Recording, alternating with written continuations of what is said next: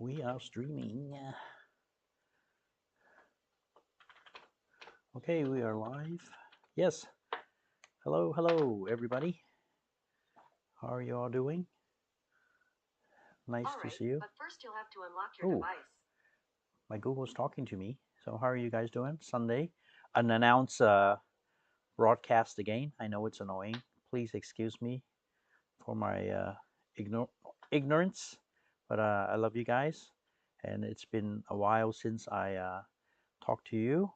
Um, not not much has been really happening, but I can tell you here in Canada, in Vancouver, it's really cold. Yeah, um, like today it's like in the 60s, around 10, 11 degrees, and it doesn't seem to get warm at all, which is really not a good deal. Yeah, so uh, it's not good. So I hope you guys can hear me, see me today. I apologize for the an announcement again, but yeah. Hi Jess, how are you doing? I'm good that I'm unannounced online, and you're always here to help me. Thank you. Happy Sunday to you, Jess. Awesome. Hey Chad. Yeah, I try to get a little bit early, but unannounced. So do excuse me, guys. So I got this bottle here. I went to Ross and I got this bottle, and it's really cool because it there's a little cap on the tip here. You can cap it so the dust won't get in. And the cool thing is you don't have to put your mouth on this thing, so you won't get it really dirty. So what I do here is just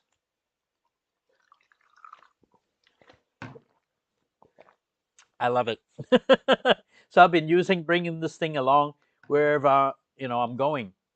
So Chad, welcome from the East Coast, West Coast here. Yeah, it's been really cold on the West Coast in Vancouver, Canada, BC. Even the East, like in Toronto, Montreal, they are going. The weather's like in the 80s, but here it's still really cold. Hi, Lawrence Post. Welcome to my live. Happy Monday to you. Yeah, we're Sunday here, Pacific time. Yeah. Okay, so today I just had to do a live because I can't wait. First, I want to announce something. You see all this thing here, this beard? My wife absolutely hates it, and even me, when I'm going the border to the U.S., they say, "Are you a kung fu master?" So that was so hilarious. Wow, that's nice in Maine. Good weather. Yeah, East Coast is very nice weather, but in the West Coast, it's still freezing cold, man. I charged my e-bike and I wanted to ride my bike, but now it's around, it's late, 60s, 70s degrees. But at night when the sun goes down, it's gonna get really cold, and that's really sucks. Yeah, it's historically the coldest spring ever recorded in Vancouver, BC. So that sucks. Yeah, Chad, it's pretty hot in Maine, I'm sure, but it's nice you can go out fishing or something like that, right? Do a lot of outdoor activities. So we're talking about my Goldie here. So Mr. Kung Fu Master, everybody said, but I'm really excited this week. I'm traveling to Kelowna, BC. So if you guys know where Kelowna, BC is, a few hundred miles from here, but you have to drive across the Rocky Mountains. And there's a Highway 5 in Canada, and that Highway 5 always have accidents, and you pass through a summit. So even last week it was snowing, and there was an accident, and everything went to hell, and they closed off the freeway, and so there's a little town coming from Kelowna to Vancouver, and the little town is called Merritt. Okay, the restaurants are really good. Compared to Vancouver, they are really good too. We went to a Japanese restaurant. Portions are really big, like close to American size, and there you would see like 10, 12 motels in that really small town. And I was just so curious, why would they have all these motels, right? But that Highway 5 will always be closed in some conditions or whatever. So people would just emergency, like find a motel there to live. So every time that freeway closes out on 5, uh, people would stay in Merritt. So that's a motel city there, and it's called the Kokula. Gee, my what is it?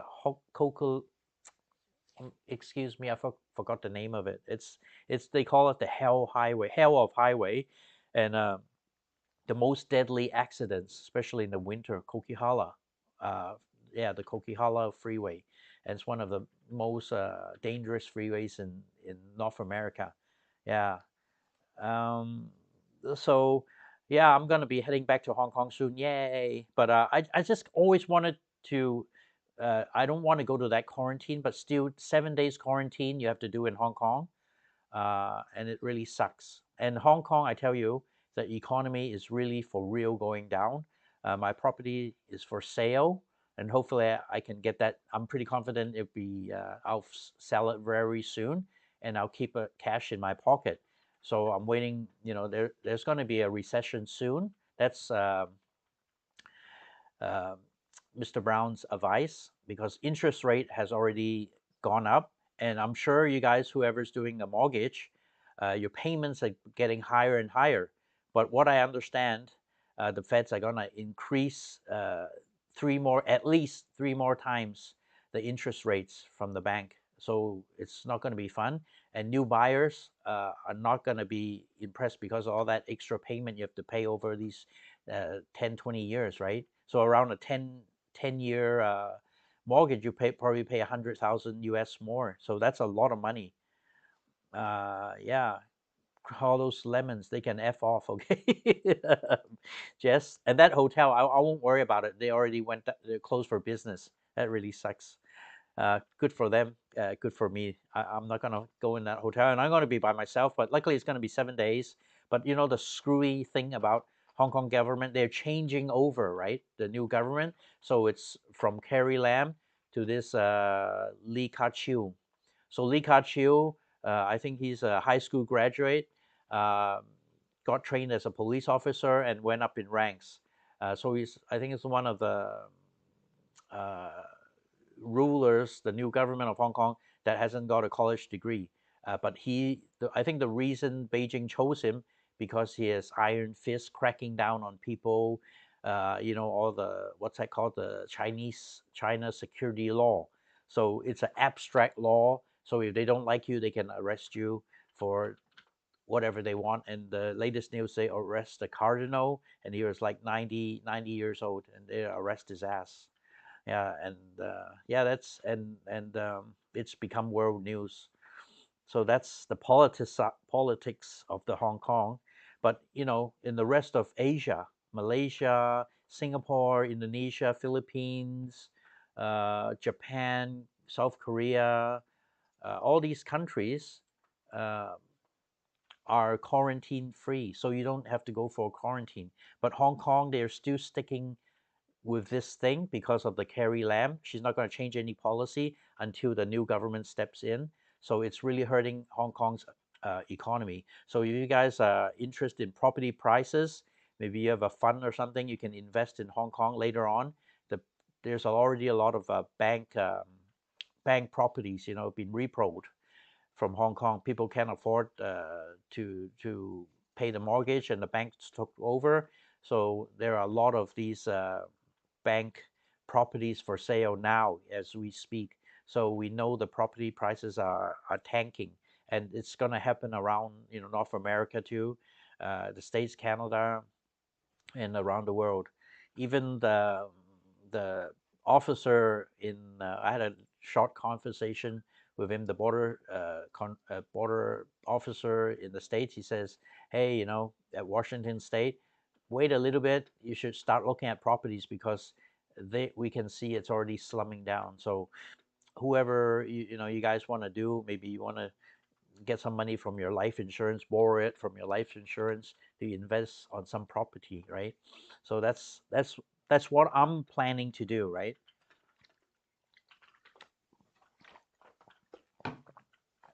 This bottle is cool. I really love it. And before I go on to this greater area of China, let's talk a little bit about you know, like the weekends, if we have a long weekend. Last week was Victoria Day, so Victoria Day is Queen Elizabeth's mother, so it's her day here in Canada because it's royal everything here.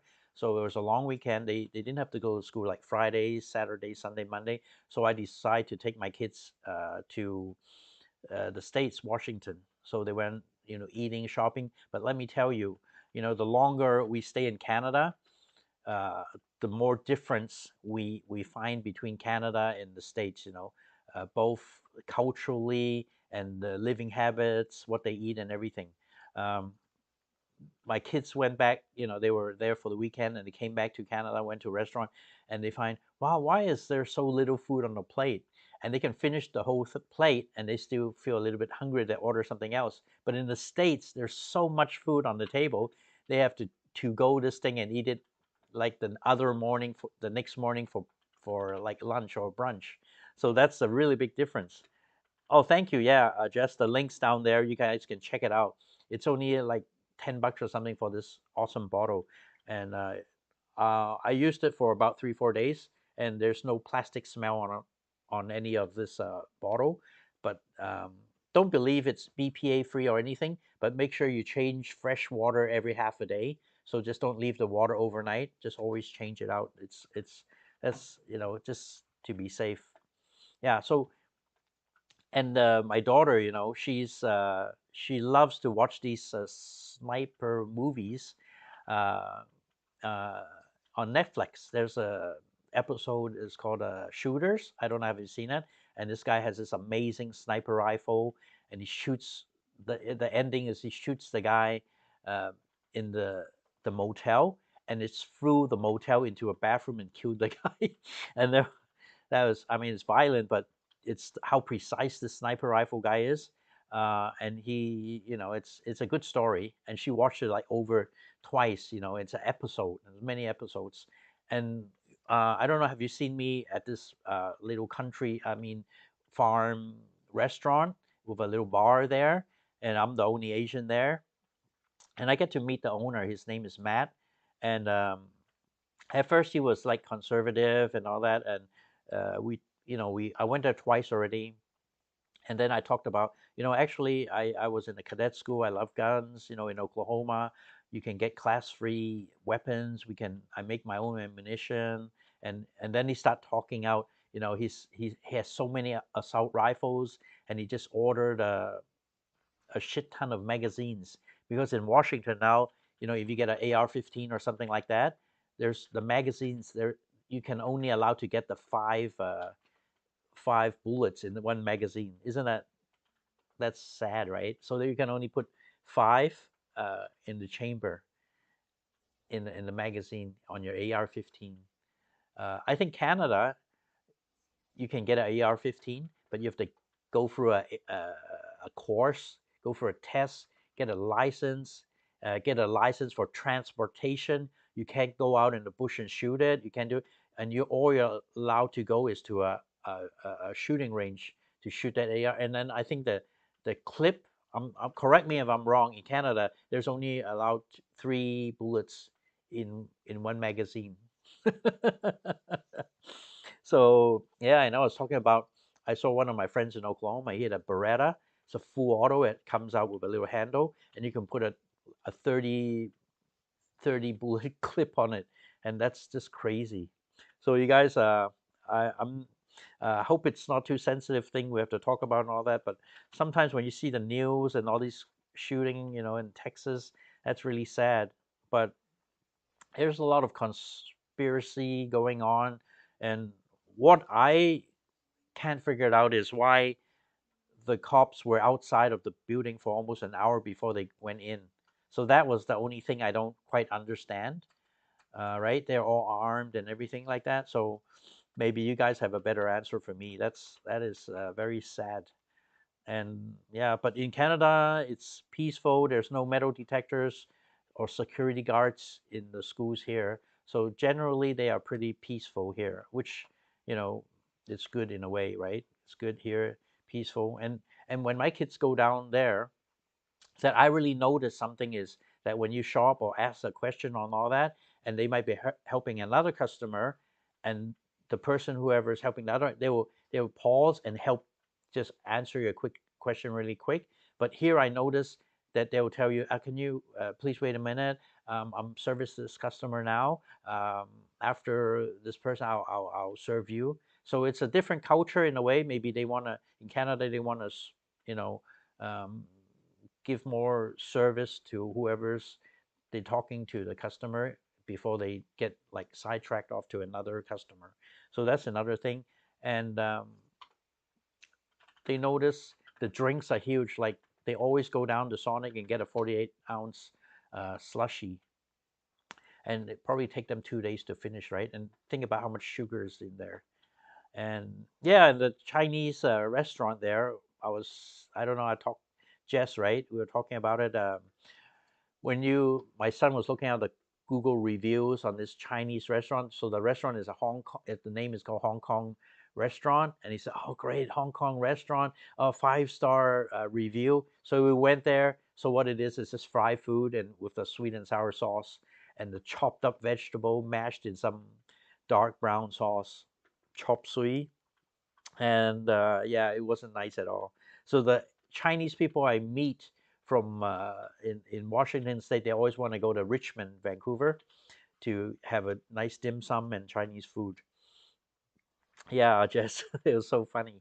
Yeah, but if sometimes it's good to have a break and have some Panda Express. That's why these Panda Express restaurants and all that they'll never survive in Canada, because I think even the Caucasian people in Vancouver, they are so used to authentic Cantonese food that they already so used, because of the competition here, they love the ethnicity of the food. So when you give them these fried sweet and sour stuff, like battered, they know it's not real Asian. They don't like it. So here, a lot of Caucasian know how to use chopsticks probably better than me too. And I took one guy out, and he knows what to order exactly in Cantonese, so he knows all his dim sum, which is awesome.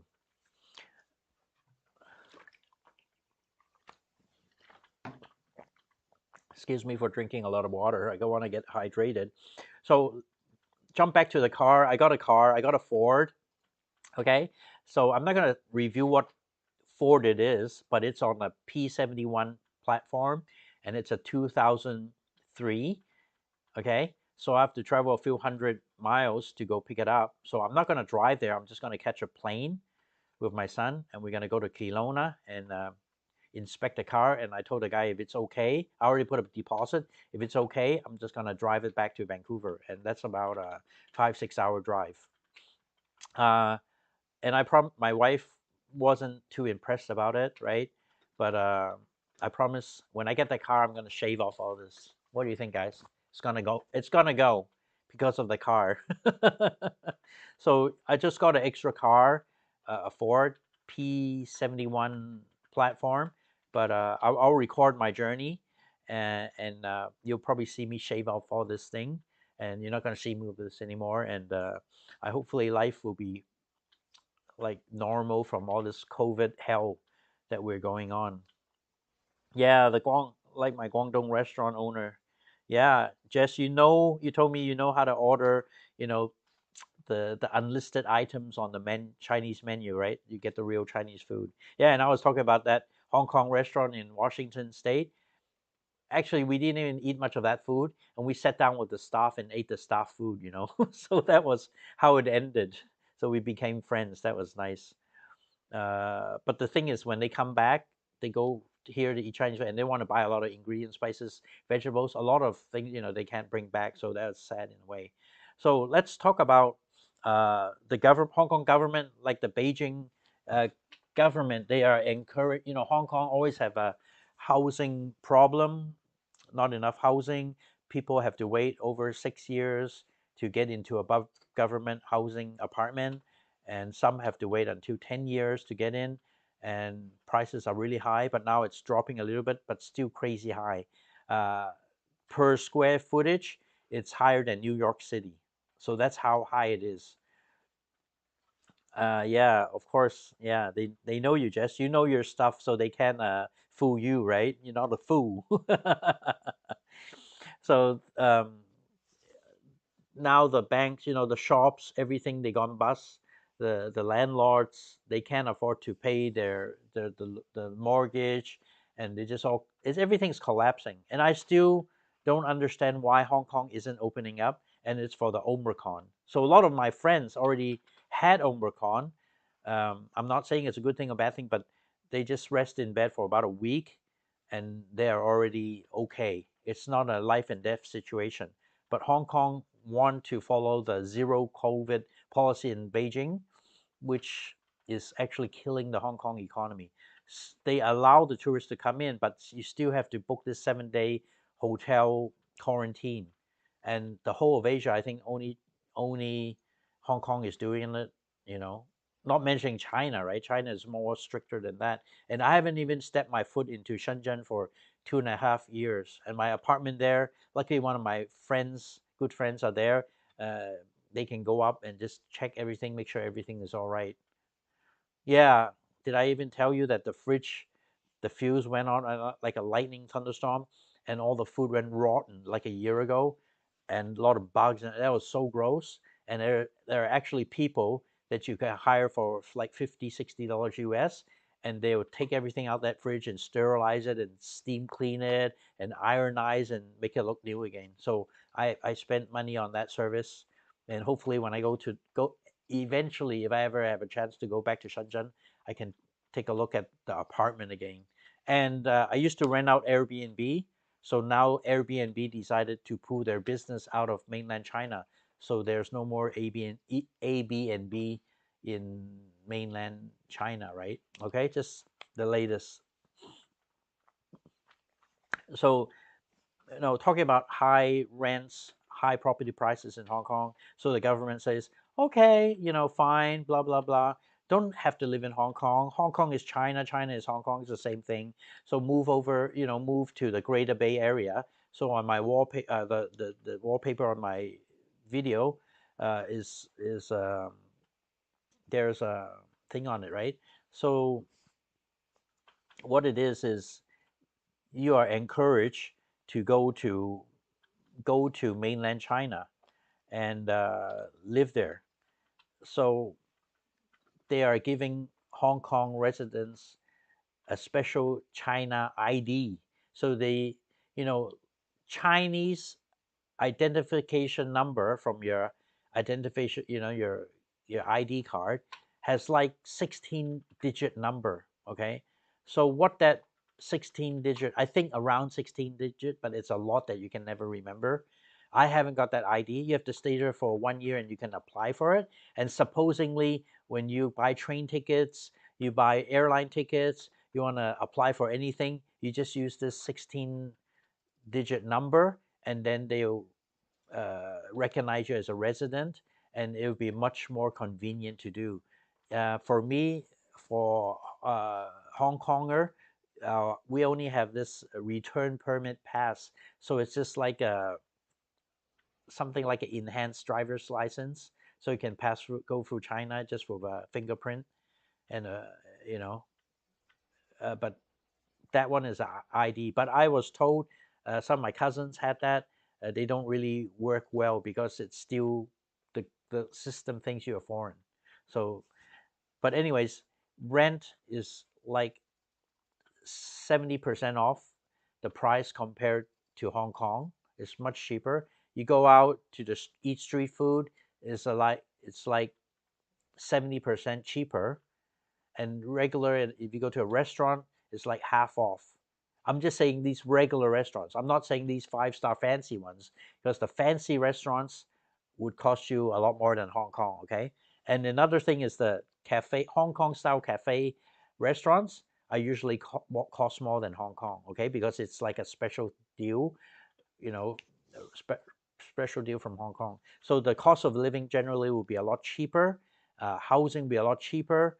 Um, and the deal is Hong Kong will still honor you as a Hong Kong resident, although you're living in the Greater Bay Area. So if you need an emergency, you need to see a doctor, you can go back to the Hong Kong hospital, and you can still do your free medical, treatment, operation, everything. So usually it's just like a $20 US admission fee, something like that. So Hong Kong basically, everybody who has a permanent residence has medical cover automatically. You don't have to do anything to it, which is cool. But remember, I have some health issues. I lost a lot of weight. I'm taking some drugs now, um, and I went to the hospital. They said and I lined up in November, last November, to get on the program, right, for a specialist. Um, and they say it was 2025, okay? But luckily now they told me, I gave my friend's number because I know I'm not going to be in Hong Kong. They said, oh, they made it early for me. They had a special space to jump me forward, so I can around October I can get in the program and go for medical checkup in Hong Kong. So it's going to cost me $20 per visit, and the drugs and everything is going to be a lot more cheaper. So lucky for me, I got on the program. So this medical in Hong Kong is important for the people who move in the Greater Bay Area, because in China, yeah, that's prescriptions are very expensive in Hong Kong, because when you see private doctors, or they give you all the original drugs, and they cost like $500-600 US easy, and plus you pay like 300-400 to see a specialist, right? US I'm talking about. So that's really crazy. So the Greater Bay Area, if you ask me, would I go there and live permanently? Not for me, okay? Because um, actually, Hong Kong, they say Hong Kong is China, everything. Hong Kong is ruled under the British for 150 years. But the deal is, Hong Kong has their own culture developed along with the British. So a lot of things that Hong Kongers were brought up, used to, eating, the traditions, manners, everything has the Hong Kong style. It's and they don't. Hong Kong people don't speak Mandarin. It's not a local dialect or language. Hong Kong people all speak Cantonese, and Hong Kong people write traditional Chinese characters, and mainland China writes simplified um, characters. So, for example, my wife, she's educated in a Hong Kong high school before she went studying in the States. When I asked her to read something for me, help me read in simplified Chinese, she couldn't understand. She can't read a lot of words. So it's really difficult for her to read all these simplified Chinese characters. Um, and the things how they go about to do business is also quite different. Um, for example, like if you rent a car park space, for example, or you rent apartment, okay, in China, and they say, okay, I'll give you like a 5% discount if you pay me in cash for 1 year. So China is like that. Or I buy a car, it's pretty common around the world. I'll pay cash, you give me a good deal. Even if I rent something, anything, car park space or anything, they usually say, I'll pay it for 1 year, give me a good deal. So that's how Chinese mainland China people do business. But in Hong Kong, we usually do rent from month to month like that. So there's another difference. Greater Bay Area, even they're heavily promoting it to the Hong Kong police force. They're saying, if you guys retire from the police force, one of our benefits is that we can give you a special interest rate loans, and we'll build up an area that all the retired Hong Kong police can stay in this area for a really cheap price. So I would believe it. But even I know a person is a Hong Kong police officer, and they saying, "Oh wow, it's so good," and they talk about the Greater Bay Area and all that. And the thing is, I asked him, have you ever been there? Have you ever been to China, the area just north of Hong Kong? He says, I never stepped foot in China. So I think it would be a really big culture shock if you go to mainland China. And it's just so different. I mean, unique in a way, not good or bad, but their culture is different to Hong Kong. That's what I'm talking about. So a lot of people would think, oh yeah, I'll save so much money. I'll sell my house apartment in Hong Kong. I can probably buy 4 apartments in mainland China, which is true. But you buy it for cheap, you would always sell it for cheap, and you can always rent it for really, really cheap. So it's, I don't see any benefit in for my point of view, right? And a lot of rules and regulations are in China, and you know we are not anti-communist or anything, but when we hear, oh yeah, the government's so strict, come down with all these ridiculous laws and all that, but they'll say there's so many billions of people in mainland China. If you're not strict or all that, how can you control the population in China? So this is what I always hear from my mainland Chinese friends. So in a way they support that in a way because it's, they have to be tough to keep everything together.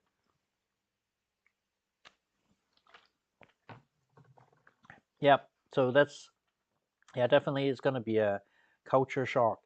Even Americans coming to Canada, Canadians going to the States, there's a lot of things which are different, and you gotta just accept, right?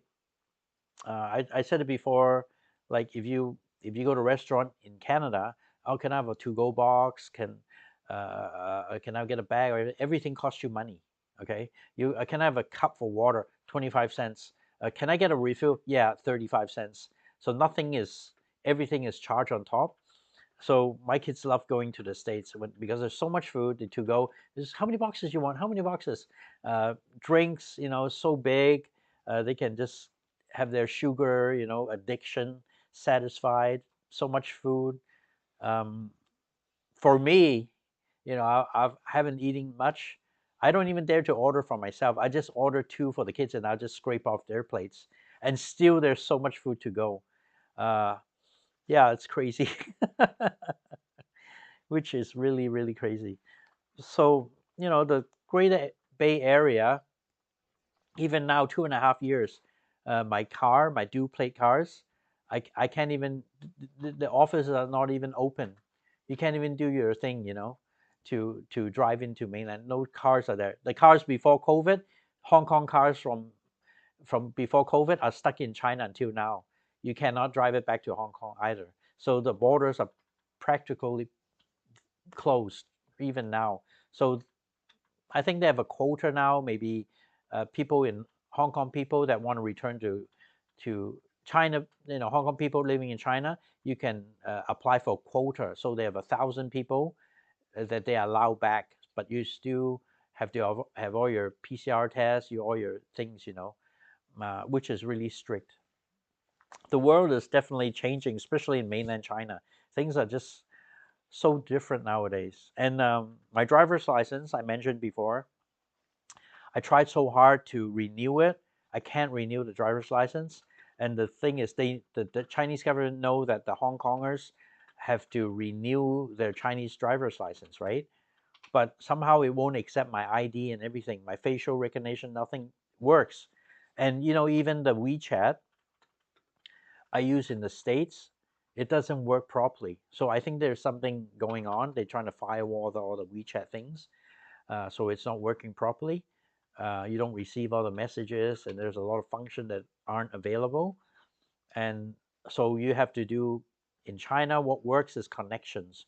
So I know this the police department, some top guy, and I said, hey, I tried all your apps, trying to think, hey, why don't you call me earlier? I'll just punch in the computer. I'll extend you for another 5 years to renew. So I got a extension for 5 years to renew my Chinese driver's license, because you cannot use a Hong Kong driver license to drive in China. It's considered illegal. So it's not an international rule or anything. There's no treaties or nothing. Unlike Canada and US, we have a treaty that you can drive with a Canadian license in the States, vice versa, right? That's one of the main things in China. It's different, but in Hong Kong, if you know somebody from top, you're trying to get things done. It doesn't work like that in Hong Kong. uh, if something happens like that, supposedly it's illegal, and they're pretty strict about it in Hong Kong. So the guanxi, like friendship and all that, doesn't really work. This doesn't apply in Hong Kong. You just have to be like anybody else to line up and do everything like that, which is right, supposedly like that.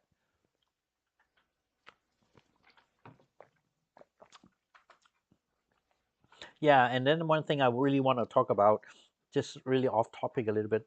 I have an AT&T phone number, right? So I just have the SIM card, and whenever I'm in the states or whatever I text and all that, it's my American number. And suddenly last 2 weeks ago, they said my account was canceled. So I said, what the hell is going on? I've been paying everything for my bill and everything, but they are checking your IMEI number, so your serial number on your cell phone. So now, if you guys have AT&T, you get a foreign phone, okay, overseas from Hong Kong, China, or anywhere in the world, they won't work. So if you put a SIM card on a phone that's not approved by North America, it won't work. So before I registered my phone to a Xiaomi phone, to a Chinese phone, so they say they are getting rid of all the Huawei equipment. And even China, even in Canada, I think last week they say they're not using the 5G system from Huawei. So nowadays on your IMEI, they can, like for AT&T, okay, because it happened to me, you can't use their SIM card on the phone. So now I use my SIM card back on the Google Pixel phone, so it works. Because when you just put in another phone, you have signal and everything, but when you call, they say it's invalid. We'll connect you to an operator. So something is going on for AT&T for sure. So this is one thing you guys might want to beware if you get a foreign cell phone, right? And it's all to do with the trade war, security issues, and everything like that. And before I even told you, I want to get an RV in the States or Canada. Yeah, they banned all these phones. So, but I think it's one of the reasons is because of a competition. There's no way. I mean, I'm not biased or anything pro China. I hate to say these things, but it's the fact. Like now, if you want to buy an RV, I looked at the Revo, Winnebago Revo on a Sprinter 4x4 platform, and it costs like 250,000 US. Okay, but the thing is, it's expensive. Everything's well made. But when I go to the Chinese website, they can build an RV with the same Sprinter platform, 4-wheel drive inside and rebuild it. And they can even put a lot more things and it'll be less than half of the price. So I think in North America, they have to protect their market, not letting all these RVs being imported into North America, because I think a lot of people are going to be out of business if these come in. And even on EV cars, you can buy like 100-kilometer range EV car for like 2-3 grand US dollars, and the quality is pretty good, right? And these are the things that I think Trump, when he was in office, he signed it to protect the North American market. So you know, like prices are really dirt cheap. So it's so sad. We have to look up, here the prices we pay, and plus you have to pay a tax on top uh, on that. So even now in Canada, they say if your car goes over 100,000 Canadian, like 80,000 US, you have to pay a luxury tax. So in Canada, in BC province, you have to pay another 20% for your luxury tax for your car. So I think everybody should just drive a Toyota Corolla, right? So that's how it works, the system. So basically, you know, for me, it's a no go for me to go to mainland China, which is sad in a way, but it's not. It's China is a good place to visit, meet some family, friends, and people are super friendly. Uh, vendors, I still talk to them every other day, or we message each other, friendly people. But the world has definitely changed, because it doesn't seem that I can go there and visit them.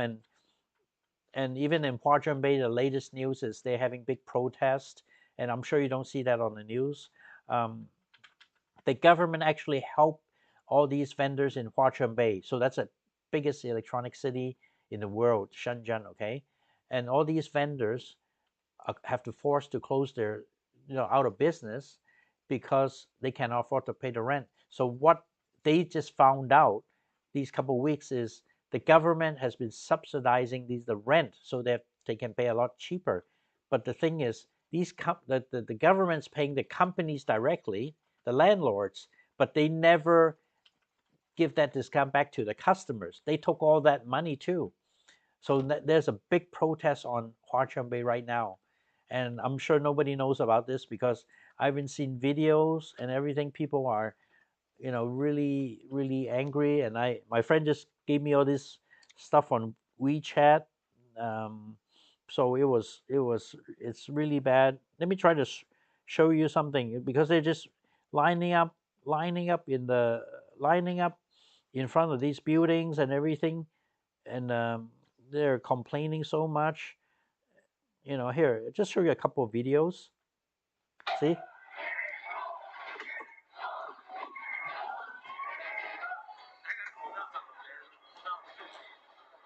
Can you see, guys?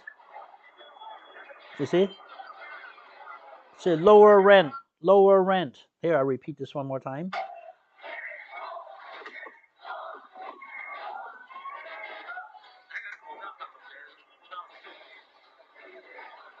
So all this is censored.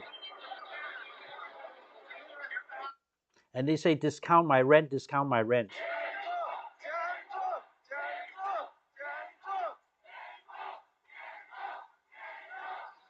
They say, reduce rent, reduce rent, reduce rent.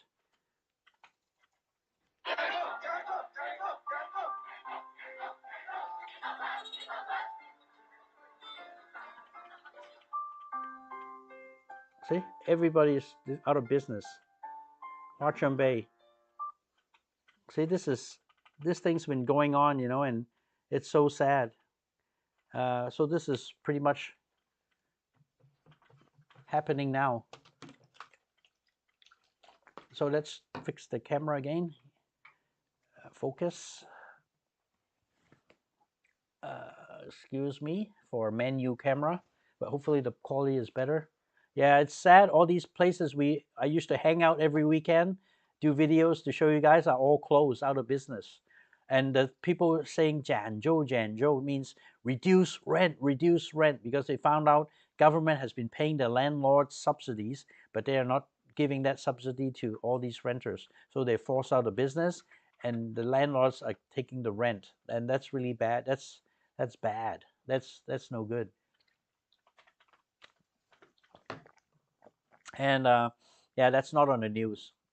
A lot more is on the news, And my friends, they already left Huaqiangbei. They went some other places to do other stuff, which is sad. So, anyways, government promotion to go to the Greater Bay Area. I think it's a good place to stay there for a long vacation, but to live there permanently, I don't think it's good because in mainland China, it's happened before, and it happens a lot.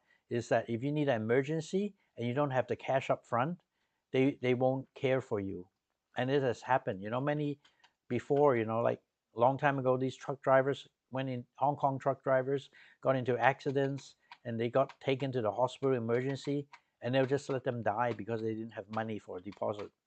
And yeah, that's a sad thing. We hear a lot of news which really sad. So sometimes just I rather just stay in Hong Kong and ride out this bad economy, because it's sad because Hong Kong is still under lockdown and everything. All these restrictions. $800 fine for not wearing a mask. And now they have this new law, which is pretty stupid. I think they're going for cash grab. Is that people smoking? So they'll catch if people get out their car, and they're already smart because they've seen a lot of people getting out the car without wearing the mask. So they wear the mask and they get on the side street, and when they pull down the mask and put a cigarette in the mouth, they'll just go right to them and give them a $700 fine for taking off the mask, and they don't care if you're taking a cigarette or not. The mask is down. So that is a cash grab, right? And before the taxis, all these commercial vehicles, they don't, you get out of the street by 7, 8 o'clock in the morning, they don't give you tickets. But when they get there at 7 in the morning, even in a taxi stand, you already have 5 tickets. Before, like 2 hours, they give you 1 ticket, but now, like in an hour, they give you 3 to 4 parking tickets, like $50 US each. Yeah, it's tougher. So now the new SAR government, he's a police, ex-police officer. So I think these are the things that go. And the sad thing is, all these parking on the street. Why are these street cars parked on the street? Because there is not enough parking spaces. Why is there not parking spaces? Is because the government doesn't allow too many car park spots in every building, because it will encourage people to drive their car and create traffic. So they purposely only make a few parking spaces. So even now, a lot of buildings, maybe 1,000 tenants in there, they only maybe have 100 car park spaces, and there's not enough. Some don't even have car park spaces. So that's how their city planning works. But so people who needs a car to travel really like 30 Ks, 40 Ks in Hong Kong, that's quite far a ways, and you can't use your own car, because if you buy a car, you have no place to park, or they can gouge you. Some people pay about $1,000 US for 1 car park space in Hong Kong for 1 month.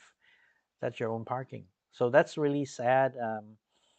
Yeah. So I love cars, So this Ford P71. This is one of my first American car. Not I own a few Jeep Wranglers when I was young, but now this is the first Ford I'm owning, and I'm pretty American Ford. It's a 4-door sedan, Panther platform, and it's a V8.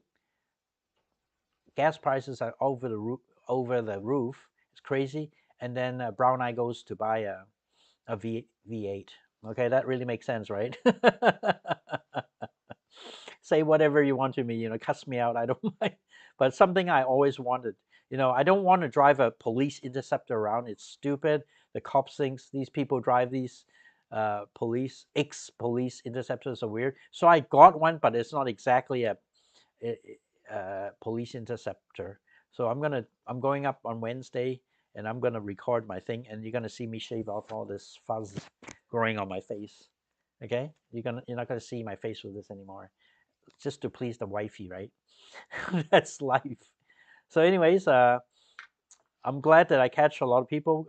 Chad, I caught you here, and thank you for watching. Check out my Facebook, Instagram. Yeah, everything. Yeah, the catalytic. Yeah, definitely have to paint that. Yeah, subscribe if you haven't subscribed. And you guys, before you leave, please give me a like. Appreciate it. Drop a like before I end this live stream, because you guys are awesome. And love you guys. And have the great rest on the Sunday. And have a great week ahead. So take care and have fun. Good health to you guys. See you again soon. Bye bye.